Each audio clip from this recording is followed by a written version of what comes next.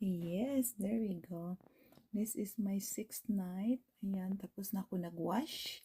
Nag-wash na ako, nag-toner na ako, at night cream na ako. Ayan, mula-mula pa rin kasi, my God, may kunting hapdi talaga. Mahapdi. Pero, 6th day, pang 6th night ko pa lang, na-achieve ko na ang Korean glass skin. Ayan siya. Nakita niyo ba yan? Meron pa akong mga imperfection. Ayan pa siya. Konting dark spot. Meron pa ako niyan. Marami dami pa. Meron pa akong dark spot dyan sa ilong. Ayan. Ang milasma ko sa forehead. Ayan. Mas lalo siyang klaro ngayon. Kaya nag-lighten up na siya. Ang pimples ko, ayan. Nag-pink-pink na siya. Dry na dry. Ayan, na-achieve ko na ang glass skin. Continue pa rin ako kasi bago pa lang. Pang 6th day ko pa lang gamit ng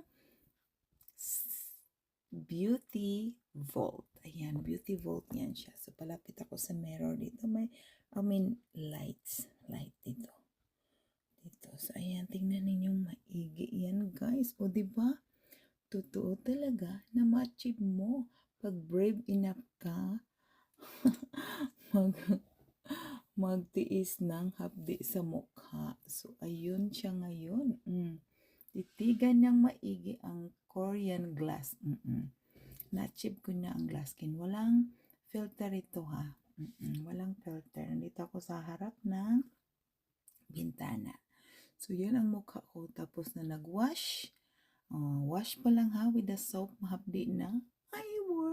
Mas lalong hapdi nung maglagay na ng toner. Ayan. Gumamit ako ng electric fan para i-blow yung cold air. Kasi mahapdi talaga. But in fairness naman, 6th night, ha? 6th night ko pa lang. Tingnan yung skin ko.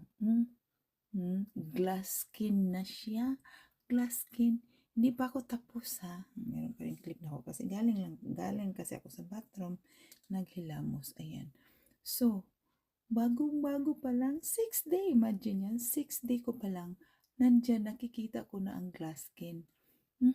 What more pa kung maubos ko yung bote talaga. O, diba? So, we'll see. Update ko kayo everyday sa journey ko ng glass skin using Beauty Vault Rejuvenating. O, diba? Ang ganda ng effect. 6 day ko pa lang yan. O, diba?